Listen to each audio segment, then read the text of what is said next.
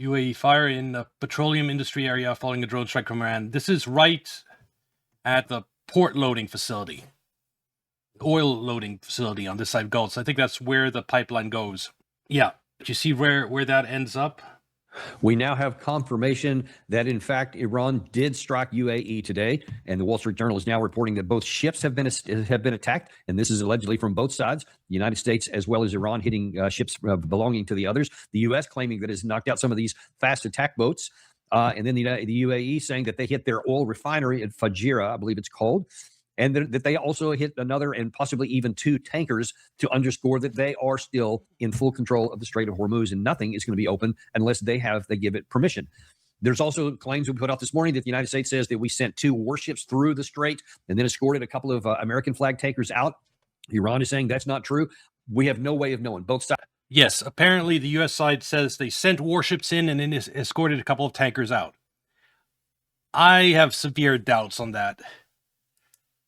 You have lookouts all around the coast here. I just can't see how they managed to sneak a couple of tankers out.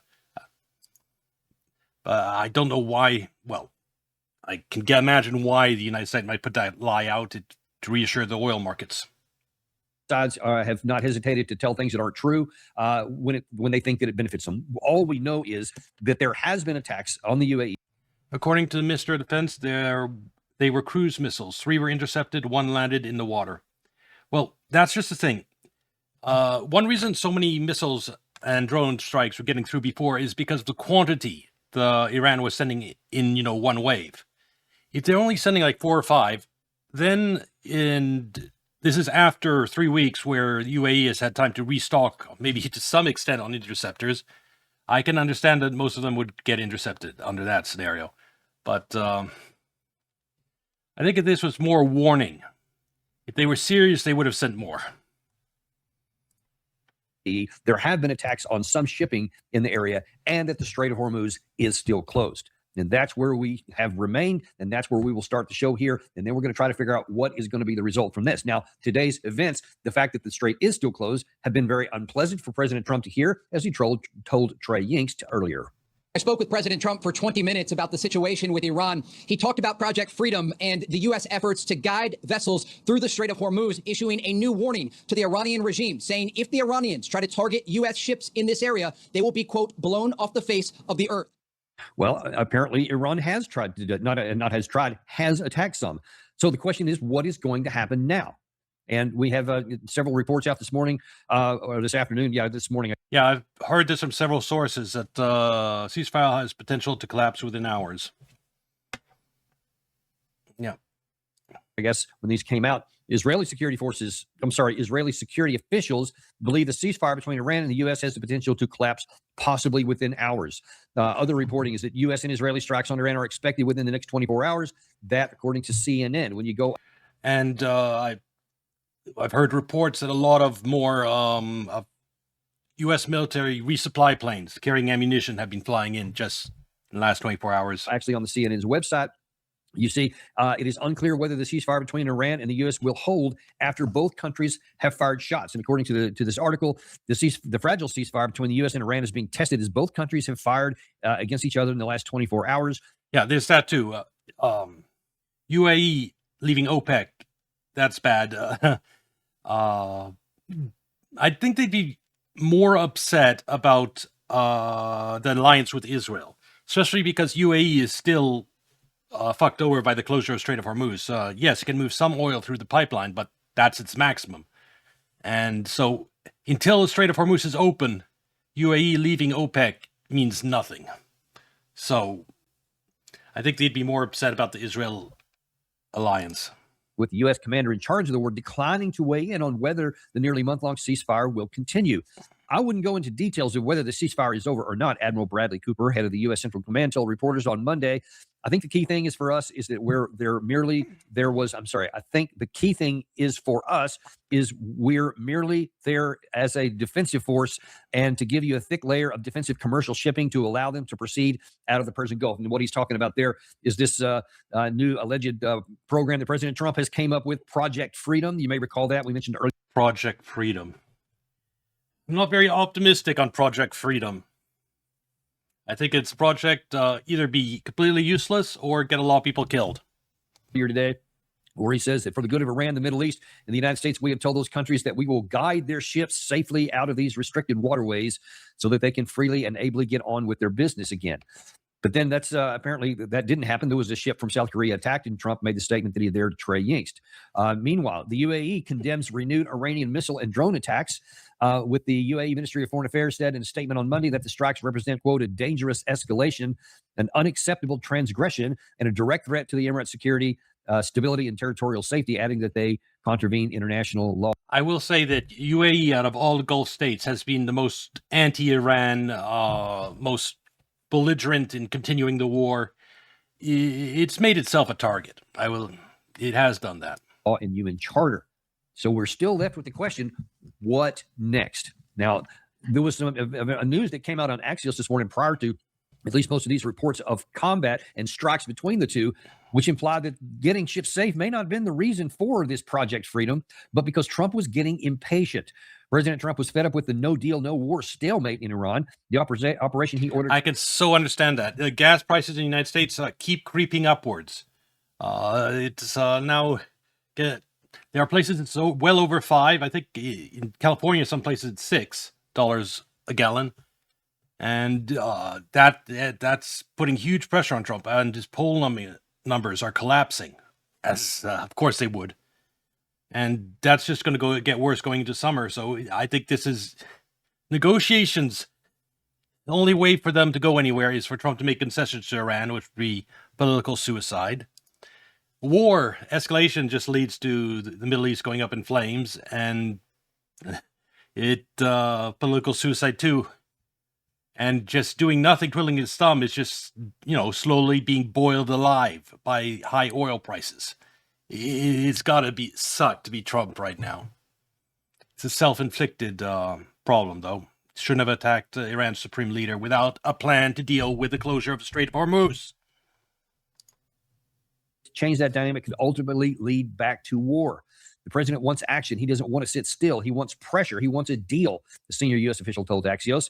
Trump was presented with a plan on last Thursday night, to send naval vessels through the Strait of Hormuz to open it by force, but at the last minute, he opted for a more cautious approach. A source close to the president described this as being the beginning of a process that could lead to a confrontation with the Iranians.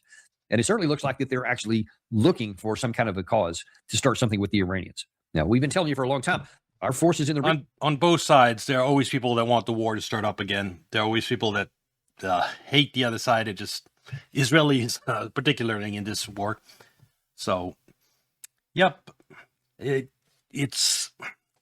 I think the Trump surrendering to Iran, capitulating to Iran, is something that can't happen for another 3 months, give or take a month.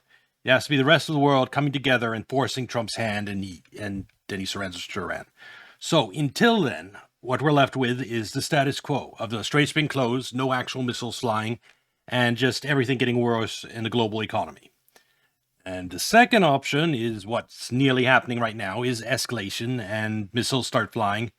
And this time around, Iran has warned that they will hit 4 targets for every 1 target that is hit inside Iran. So we hit something critical in Iran, 4 critical targets outside of Iran get hit. Region have been, quote, locked and loaded. That's according to President Trump, as well as some of our sources on the ground that confirm that is the case. Me too. I hope it doesn't escalate again. But you have to understand, Israel still has a lot of influence over the United States. Not absolute influence, but a lot of influence. Israel wants it to start again. Israel doesn't really care about high oil prices. It doesn't really care if the rest of the Middle East goes up in flames. In fact, if you ever look at a map of Greater Israel, that includes a big chunk of Saudi Arabia in Greater Israel. It's from this river over here to this river up here. It's basically this whole area. And having basically desalination plants hit within Saudi Arabia and having the country having to evacuate a lot of its citizens and having its oil infrastructure destroyed, it'll make Saudi Arabia a lot weaker. Eventually, seizing that territory would be easier in the future. Hey, Proton Stale, let's see here. There has also been over the weekend, especially, a large number of C-5, C-17 tankers moving lots of equipment, God only knows what else, ammunition, weapons, fuel, all kinds of things that are needed for continuation of the operations. Yeah, so we've had reports like the last few weeks that they were already moving a lot of stuff in, and now they're moving even more stuff in.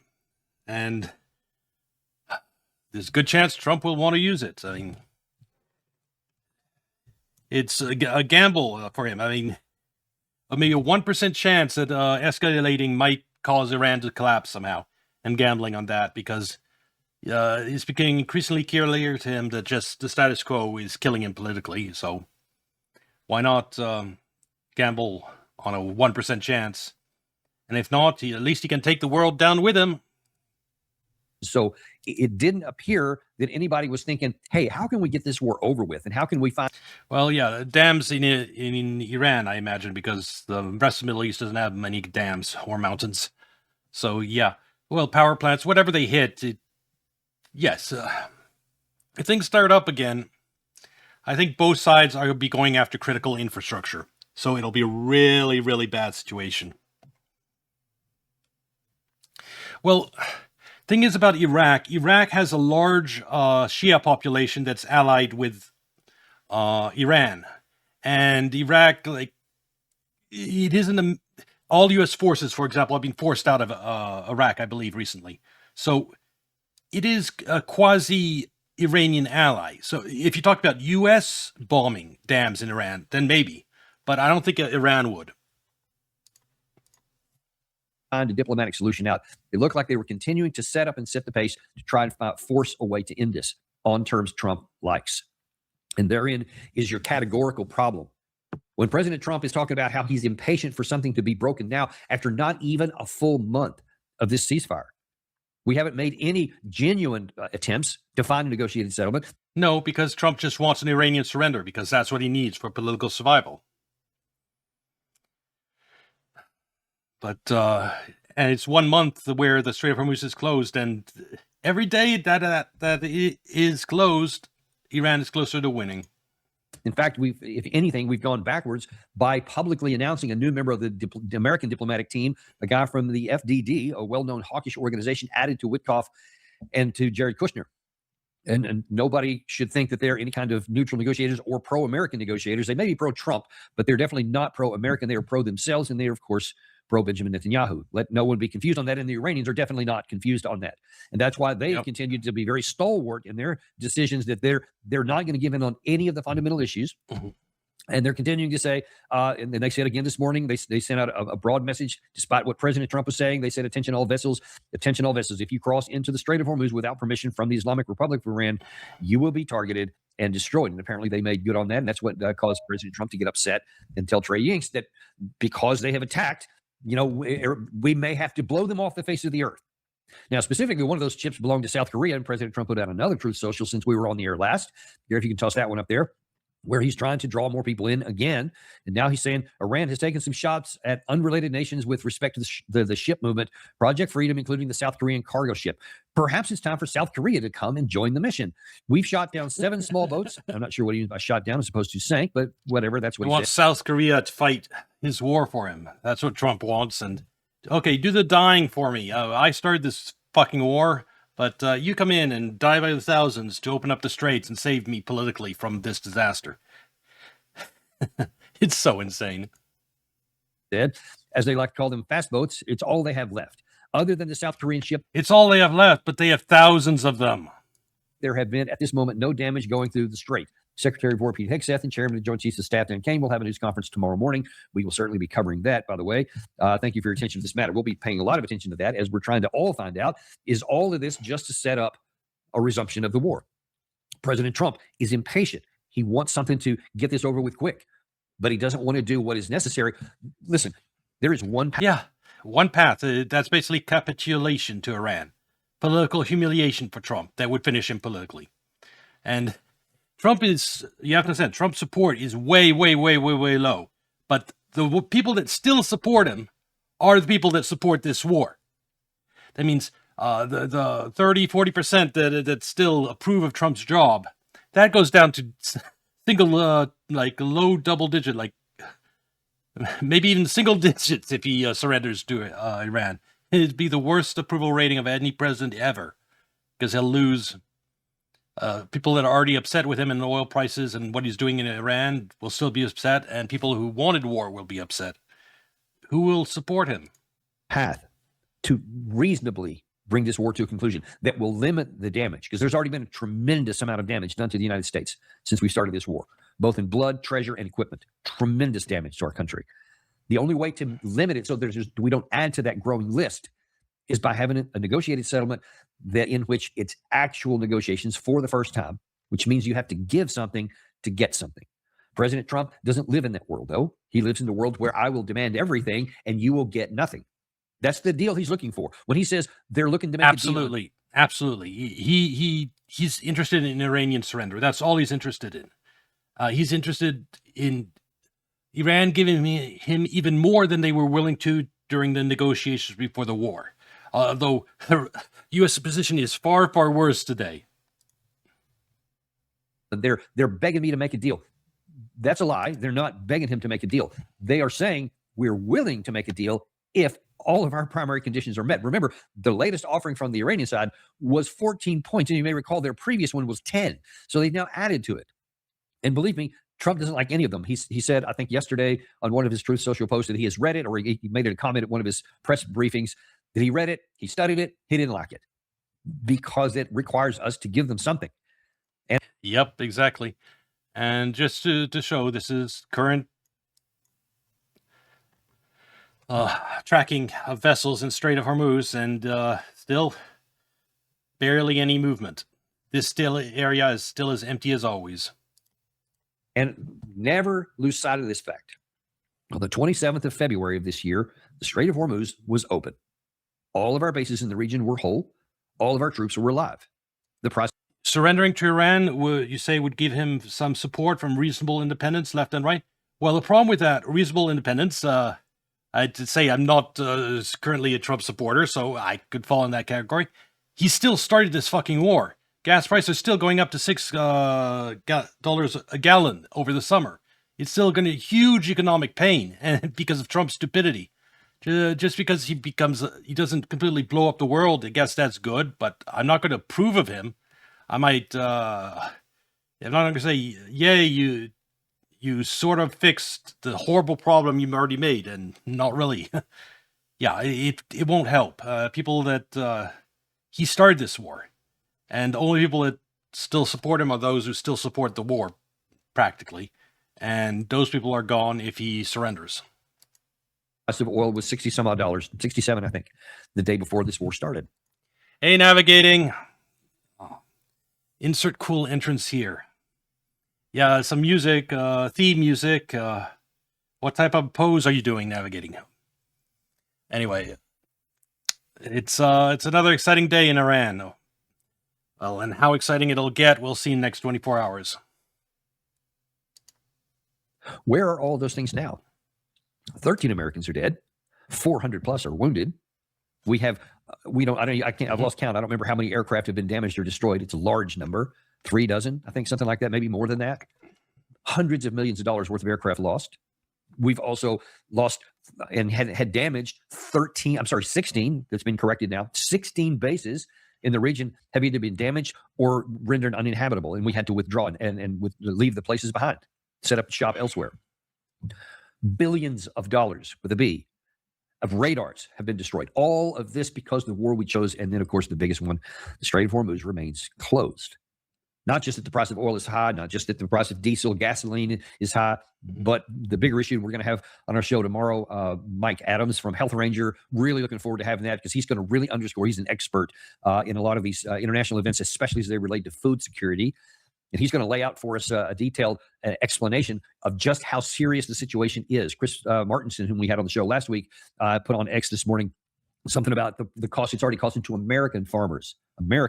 Yes, it's going to be terrible. We already know. We've looked at a map a couple of weeks ago of how many fertilizer producing plants in India were shut down because there wasn't enough gas for them to run. But that's for the fall. The bad harvest. the smaller than normal harvest that comes in the fall. And so the food crisis portion of this little adventure in Iran, that'll really hit next year. And farmers already, and the crop yields that are already, because we don't have enough fertilizers to go around. So plus it's so expensive because there's not enough coming out of the Middle East. They have to use less of it because they can afford less of it. So they spread it out. So they use a smaller percentage for a given acre, which means that their yield when it comes up in the fall is going to be less. So we're already baking in, I mean, economically for the farmers, they're going to have less produce to sell. So it's going to be a huge problem for them. And it's more expensive because of diesel, which virtually all the farm equipment runs on, to even get a smaller crop yield. So that means they're going to be in a real world of hurt. But we're all going to be in a world of hurt. So many farmers are going to be devastated by this. Because the amount of produce that comes out of those crops will be smaller. So there's going to be a huge scarcity. And that means that what is there, of course, will cost more. Unless you're a farmer in Russia, in which case you're all set. You still have your cheap diesel and your cheap fertilizer. Lucky farmers in Russia. And then it'll cost more to transport it because of the diesel for the trucks that move stuff. You see where this is going. Some fresh food has already gotten insanely expensive here. Yeah, I can imagine so. Any fresh food you're getting needs to come in and be driven in. And yes, it's bigger. The logistics of the entire Gulf weren't designed to work that way. So, yeah. And moving anything by ship is more expensive now because of the food prices. All of this because of the war we started. So the only thing that makes any sense is to not exacerbate it. Because if we get into another full-on war with Iran, then we're going to take everything that I've just told you, and that's going to be the new baseline. You can just start over, and a new set of costs will start to rise. Because now Iran has already said it's targeted all of these energy infrastructure, and they made good on it today with Fujairah. And this point up to this is the new map that Iran has listed out there. And as I told you this morning, to put it in context, right now the world is just experiencing the pain of a Strait of Hormuz closed for 2 months. If it escalates and the entire Middle East goes up in flames, then it goes from being the world having to price in 2 months of missing oil to 3 to 5 years of missing oil. It's a big difference. You're going to have $300 oil. It'll be insane. You can see that the target Fujairah in that right-hand line that you can see there, that's yellow/golden line, where it intersects with the UAE down there, at the bottom of the strait, that is the target that was hit today. And then let me show you, now that I got my math working properly, that's from earlier today, you can see that this is where the attack was made. It was at the Fujairah right here. So this is on the Gulf of Oman side. And as you may know, this is where UAE and several others have been able to get oil out. So they've been able to get, I unfortunately didn't check the exact number before I came on the air here, but somewhere 3 to 4 million barrels per day had continued to be able to go out here. That's why ordinarily when you heard the numbers that there were 20 million barrels a day that would come out through the Gulf the Gulf of Oman through the Strait, was around 20 million barrels of oil. But only 12 million barrels is the net that's been taken off the global because, in part, a couple of things. The Saudi Arabia. There's one pipeline here, one pipeline there. Through those two pipelines, they moved a lot of oil. Arabia has been able to move oil from a pipeline that runs roughly across the middle, I think, to Jeddah, if I'm not mistaken, is where that comes out there. So they've been able to get some out through the Red Sea, and they've been able to go through the Bab el-Mandab. And then you see right here, the UAE has been able to get oil out through here. And so they've been able to bypass all the stuff that the Iranians have been doing and get oil to come straight out here where it was relatively safe. Well, now that's been hit. And right now, we haven't been able to assess the damage, so nobody knows for sure how much that's going to be a problem, how much that's going to shut down, how many more barrels is that going to take off the oil? That's one.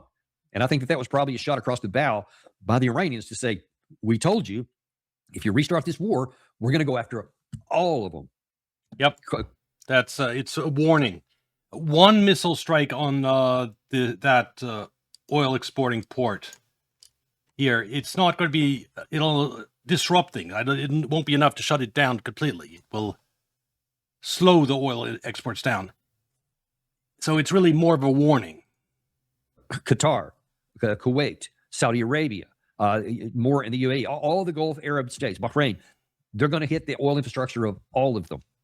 And they just demonstrated again, just like they demonstrated that when we say nothing's going to happen through the strait, we mean it, and we said that we would destroy it. I think I put that up there a minute ago. They said, yes, if you cross into the strait without permission, you will be targeted and destroyed. And they've shown that they'll make good on that. When Iran says stuff about what they'll do if they get hit, that's one thing they say that is the truth.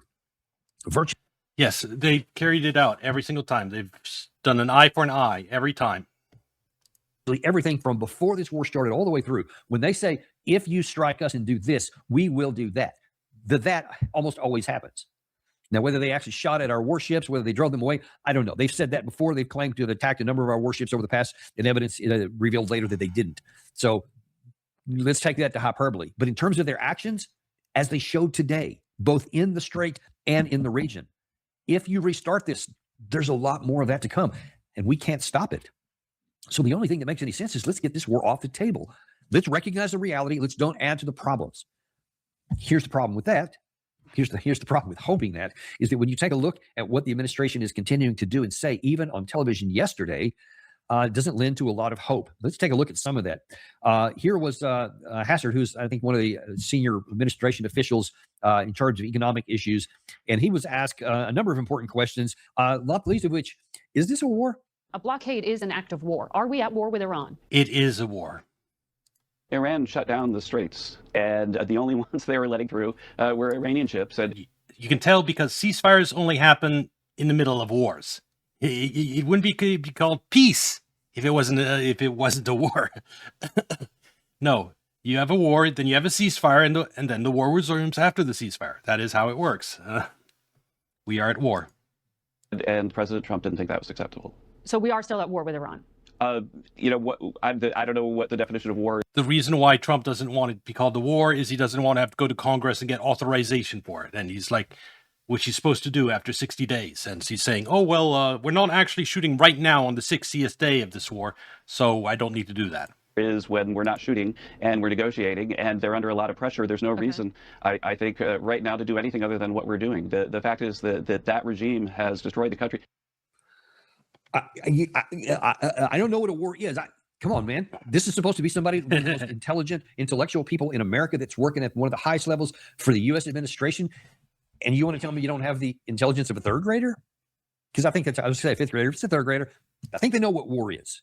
And it's a dishonor to America and to our population to sit there and mumble through such an obvious answer. Of course, we're at war. Yeah. As the anchor said there, a blockade is by definition an act of war. But you see, he even started that soundbite right there by claiming, oh, well, it's Iran that's doing all this bad stuff. Why are they doing that? What did they do in the 47 years before you started a war with respect to the Strait of Hormuz and the traffic therein? Did they stop it? Did they block it? Did it out of nowhere? They just move in and say, yeah, we're going to start. No, we had to bomb their supreme leader and 40 of the other leaders to finally get them to close the Strait of Hormuz. Interdicting this? Or was it a result of the first act of war where you attacked this country, assassinated their leader, assassinated all kinds of other leaders, bragged about it, and then talked about how you were trying to methodically destroy their country, their economy, their currency, literally, you name it. This is an all-out war. You have the audacity to sit there and say, I don't know what this is, if it's a war or not. That's a humiliation to him personally, and it's an affront to the intelligence of Americans generally.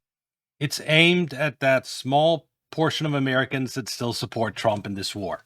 That's the audience the Trump administration is addressing right now, and it's a shrinking audience. So let's just dispense with that. But that just shows you where the administration is. They don't want to deal with reality anywhere. And that doesn't just, unfortunately, I wish it was just that one guy.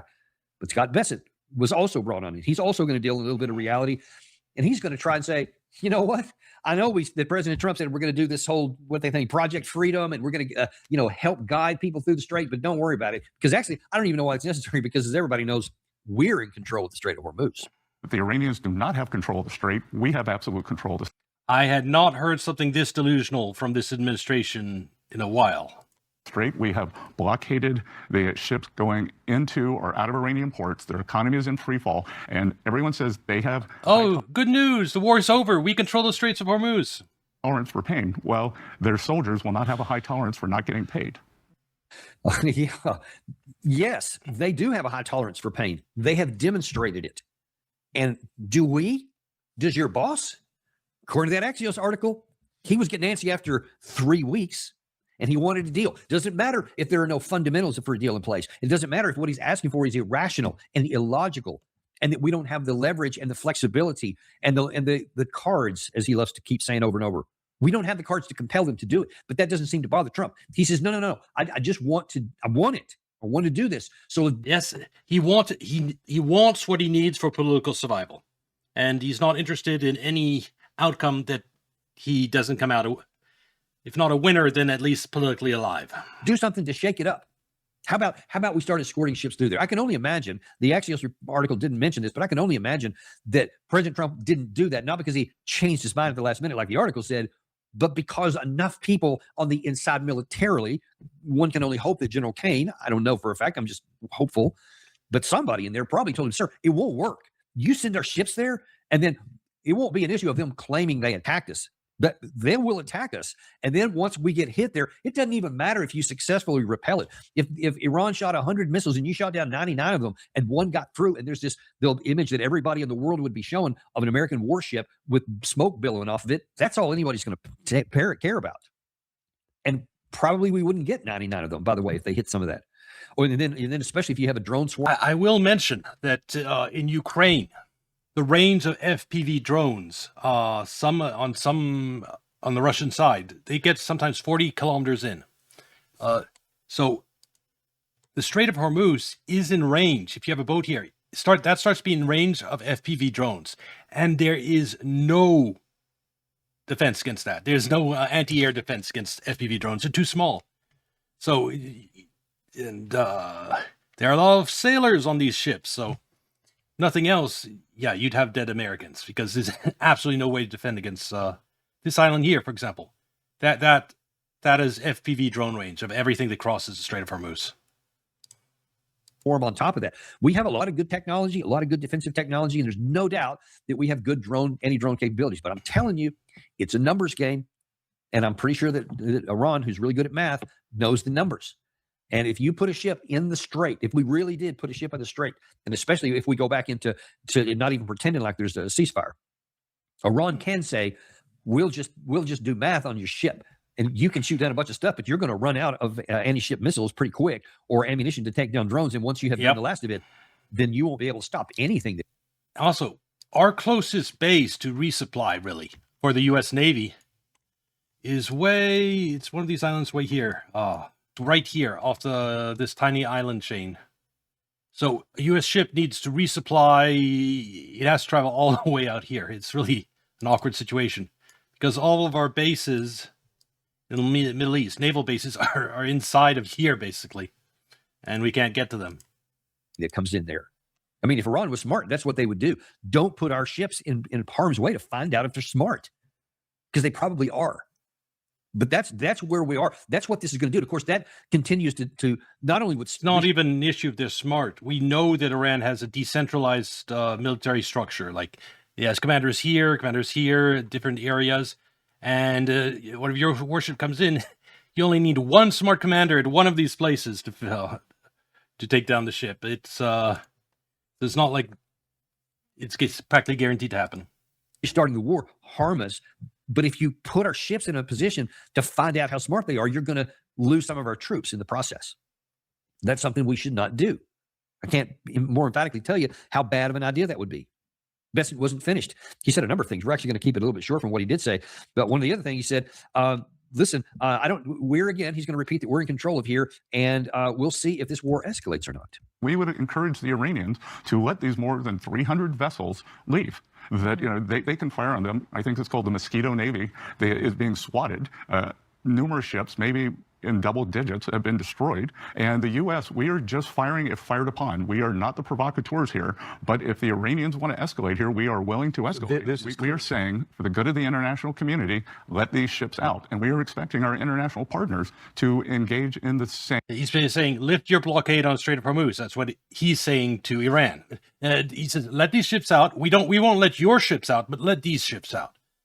We want our ships. It's insane. same thing. Now would be a good time for our international partners to step up and put pressure on Iran.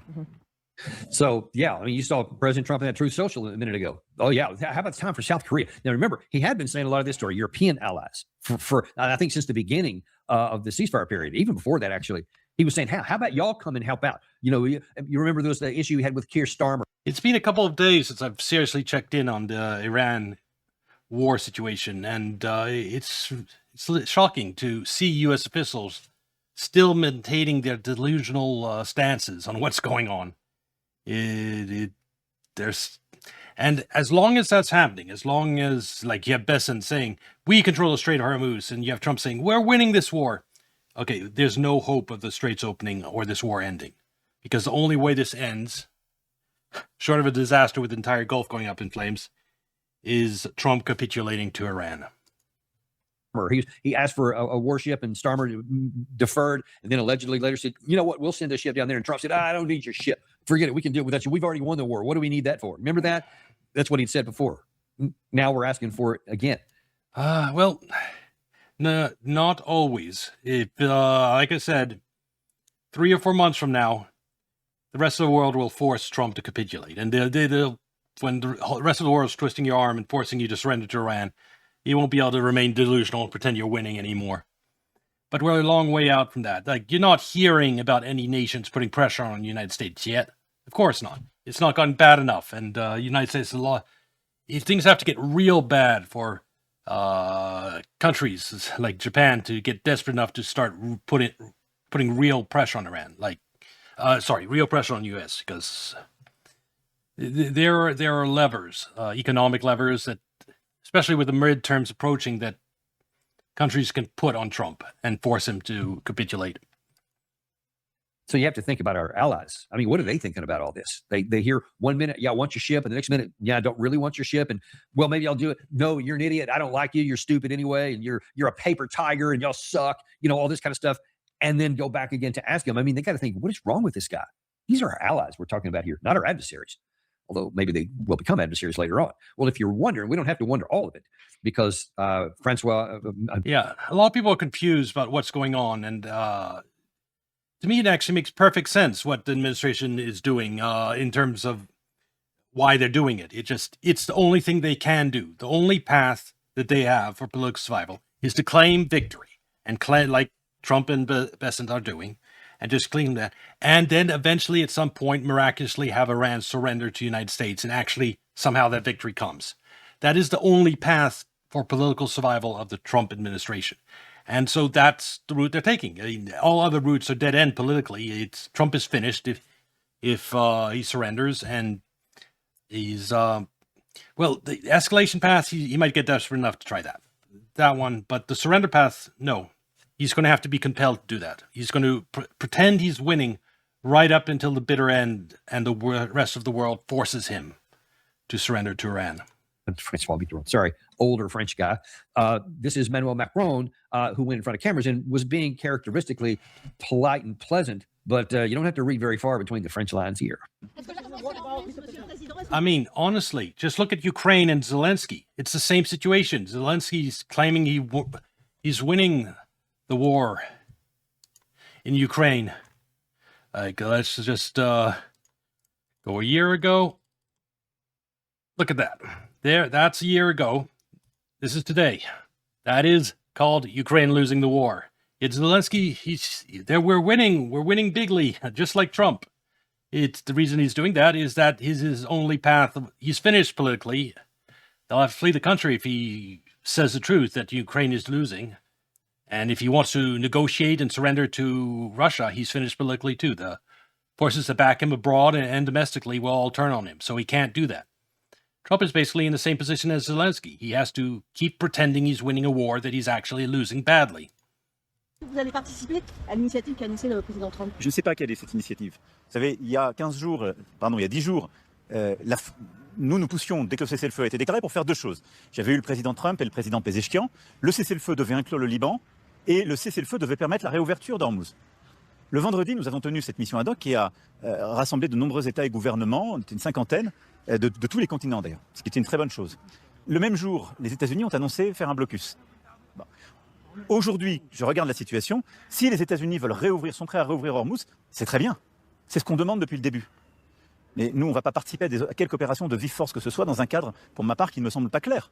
Donc nous avons bâti une mission ad hoc sur laquelle nous travaillons. La planification militaire s'est faite à Londres. Mais nous souhaitons qu'il y ait surtout une réouverture concertée entre l'Iran et les États-Unis. C'est la seule solution qui permette durablement de rouvrir le détroit d'Ormuz, de permettre la libre navigation et de le faire sans restriction et sans péage. So he went a little bit further there. Not only were they worried about, all this rhetoric going back and forth between the UK and the US, but then he says, listen, we were already had this gathering of 50 nations from the continent, from Europe, and we were already trying to figure out ways. Because remember, the thing had been blocked from the very beginning of the war. That gathering of 50 nations, that'll start happening more, and attitudes will change as the Strait of Hormuz remains closed and it becomes clear Trump is not going to do what's necessary to have it open. At some point, that will become clear to everyone. And the rest of the world will be faced with either suffer horribly economically or put pressure on Trump to resolve the crisis and to capitulate to Iran and get the Strait of Hormuz open. So it's happening slowly. They're already talking to each other, but things need to get a lot more painful before they're willing to actually put pressure on Trump. The type of pressure needed to bring this to an end. By the Iranian side. And so he said, we're already trying to figure out how to get this thing over with. Remember, you may recall when I reported that was happening, it was happening without the United States. They were not invited. This is the European side trying to figure out how can we get this open. And then you saw his face. There'll be more like that, more meetings of nations, not just Europe, like maybe worldwide of leaders, everyone in the world except the United States, coming together and discussing what to do about the Strait of Hormuz. And once there's some places that they're just barely starting to feel the pain. Once everyone's feeling pain, there'll be more meetings like this, and it'll take time, slowly develop towards a consensus that the United States need to be pressured into surrendering to Iran or to capitulating to Iran's demands. We're looking closely. When he said, we're trying to all these people to talk about how to get the thing unblocked to get Iran to open it up. And then America announces a blockade. And so, and he does that whole WTH. So then he's like, so of course we're not going to send warships in when America didn't even know what it's trying to do. And he knows militarily that's not going to work. So don't think that you're going to see South Korea signing up anytime soon to say, sure, here's our Navy ships. We'll go with you. Where are the American ships? Now, allegedly, according to CENTCOM today, 2 transited the Strait of Hormuz. And then I don't know why, because subsequently they also said they didn't actually escort these 2 American flag tankers that allegedly got out. Iran, by the way, has said that it wasn't true, that there were no tankers to get out. Who knows? But it's weird. I'll take Iran's word for it because, again, Strait of Hormuz, very narrow. They've visuals on the entire straits. I don't see how 2 U.S. flag tankers could sneak through. Tankers aren't exactly stealthy. They go at the speed of a bicycle.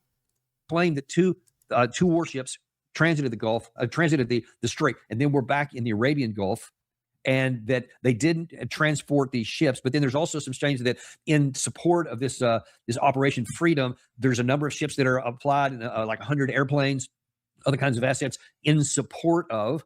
What does that even mean? Because are you going to escort ships through? Because you allegedly didn't escort these ones through. You just guided them through, I guess. But I mean, the only thing we're even claiming today is 2. There are about 2,000 ships stuck inside the strait. And by the way, he's talking about this. Trump was talking about this international. All these ships stuck there, not going anywhere. You can move in, you can see just a huge number. Wouldn't it suck to be on one of these ships? Issue and all these countries, it wasn't their fault. The 2 ships that came out were American flagged. So he went to take care of our stuff in there. So this wasn't international anything. This was him trying to take care of American assets. There are at least, I heard 5 American flag tankers that are stuck on the inside of this. And so now we got 2 of the 5 out. But this isn't humanitarian or anything else. Nobody's falling for that. And he's trying to draw in South Korea by saying it was a South Korean ship, so maybe they can come in. But there is no naval solution to the problem, because the problem is so much bigger than the physical waters of the strait. It's primarily the drones, the missiles, the fast attack craft, torpedoes, mines, even artillery in some places is close enough to get to. There are so many things the Iranian side can do to shut this down. And plus, let me not mention that, the drone boats not just the aerial drones, but the naval drones. All of these things keep going in there and are usable by Iran, and they could bring almost any of them to bear. All they got to do is just hit a few ships, and nobody else is going to start transiting that thing. And are you, President Trump, going to send American warships in and literally start escorting people through? I mean, that would be an incredible waste of U.S. military assets. We don't have that many ships, and it would be profoundly expensive and snail pace slow. How are you going to get 2,000 ships out of there? And that's not going to turn the flow of oil back on. It'll put a few more drops into the system. But we're missing. That is another thing. Even if you get the ships, if you somehow sneak some of these ships out or whatever, how does that solve anything? Because eventually you're going to need ships willing to sneak in and get oil, then sneak out. No ship is going to be willing to go into the Strait of Hormuz in this scenario with the Iran in control. So it's, yeah, even if they can sneak all 5, like he says, U.S. ship out, do you think any U.S. ship will want to go into the Strait of Hormuz afterwards? Missing bulk every day. And again, whatever happened to Fujairah there, Al Fujairah in UAE, that could now be a bigger gap than what we knew before. We'll wait and see what the news comes out, how serious the damage was. But the damage we know about before that was already pretty profound, and that won't do anything to it. Well, then why risk it? Why do we risk that there? And of course, the only conclusion is, or the most logical conclusion is, that going back, let me just show you that from the Axios article today, they're in that last part. The humanitarian missions to free ships stranded in the strait means if the Iranians do something, they will be the bad guys and we will have the legitimacy to act. Now let's go into the whole thing was from the beginning, it was a process that could lead to a confrontation with the Iranians, like we needed one. Sorry about that. I was just looking at it for another video to show one graphic. I mean, it was bogus confrontation the first time. It was just made up out of sheer thin air, an imminent threat of nuclear weapons, which we later admitted actually there wasn't when it physically doesn't exist because it's still buried under 3 mountains, the rubble of 3 mountainsides. So we just made it up out of sheer. I don't know why you would think you need to manufacture some fake reason this time. Just go back and do it, I guess, if you're going to. But I don't know. Maybe they think, well, somehow we need at least plausible deniability. That's pathetic. It's self-evidently going to be untrue. It's in the Axios. It's published right there. People are telling it. Unnamed administration sources means everybody knows that they're talking to him. That wasn't secret. They almost every time you see something like that is because they want him to report that. Yes. So what you have here is just a complete mishmash. All the things that we've been talking about over and over about the price of oil going up, all the commensurate problems with that, the food we're going to get to tomorrow in tomorrow's show. Chris Martinson already told us about the economic impact that's coming, already baked in. Almost certainly the minimum is going to be a severe recession, but the longer this goes, we get into a depression area. Everything that we're doing so far is either profoundly foolish or I don't know. There's lots of folks out there who are saying, I think that there's more to this, that maybe some forces actually want this, and that's why they're trying to push Trump into this, not because they... Here we go. Well, this is the tankers, the traffic through the Strait of Hormuz, and this is the current traffic. Anything they're talking about getting a couple of ships through, it doesn't matter compared to what it's supposed to be. It's night and day. They believe there's a military solution, but somehow that whoever these people are, want to cause damage to the United States, and so dragging them into a war they should never have started and can't win will be the impetus to help bring the place down. I don't know. I mean, that doesn't make sense because President Trump is pulling the trigger on some of these. I don't know. All I can tell you is what is presented to us does not make sense. It makes no sense to have started a war that every expert told you would have this result of the shutdown of the Strait of Hormuz and all the concurrent things that went along with that, the consequences to that. There were, and I'll probably show you this later in the week, there was a number of what's called oil shockwave seminars done in the early 2000s that looked at exactly these scenarios with a supply cut down based on actions that were taken and what the impetus and implications it had for the economy and for American national security. Stuff's out there. They did these for a number of years. It's out there. You can see. I think 2005 was the first one. There was another 2007. We have a guaranteed recession at this point, even if the Strait of Hormuz opens today. I think 2009, at least, that they did those. And they always came to the same conclusion that it would be a catastrophic result economically for the United States and the global economy because the price of global commodity of oil would cause problems for everybody. So this was well known. Then why did we start something that had almost no possibility except to cause that, to solve a problem that you knew didn't exist, i.e. get rid of their nuclear weapons program, which they didn't have? Then we're left to try to understand why would we take this profound action. It doesn't make any sense, and yet we did it. Because Trump thought it would be over in 3 days. Because Trump was tricked into thinking the Iran supreme leader was trying to kill him. because Trump had this huge success in Venezuela and he thought Iran would be just as easy. Those would be my 3 top reasons we got into this bloody stupid war. And when you're the president of the United States, you have a lot of power, and you have a lot of power to fuck up. And your number one job as president of the United States is to not fuck up at that, like Trump did in Iran. I mean, it wipes out practically everything good that he's ever done. In terms of millions will starve because of this war in Iran next year when food prices spike. It's already set in stone because all the fertilizer, missing fertilizer that should have come out of the Gulf. When you are taking actions that have consequences that end millions of lives, it can't be forgiven what you do. I can't provide those answers here. We're going to continue to look. But what I am going to do is continue to bring you the truth about what is going on and what the impact is going to be for you. And like we did here today, I'll keep saying, here's what we could do instead. Here's another off-ramp. I did that for all the 4 years actually before the Russian war with Ukraine started. I talked about all the off-ramps, how we could avoid this disaster. We didn't take any of those. And now we're doing the same thing here. And I'm showing you here's another one. Even today, here's another off-ramp we could take. And if we don't take this one, the price keeps going up for our country in both these wars. And at some point, the price is going to be unsustainable. And it's going to start collapsing things on the inside here. That's the truth, folks. That's the harsh truth. Whether anybody likes it or not, whether anybody admits it or not, I could care less. That is the reality. That is the truth. And that's what you're going to get on this channel because we are unintimidated. And thank you for giving you that truth. And I've been saying the exact same thing. And the economic pain is still so much in the pipeline. Gas prices are still going into the summer. And gas prices will cause companies to go under, which means people being laid off. So, which will mean recession. Less consumer spending because they have to spend more on gas. Hurts everyone.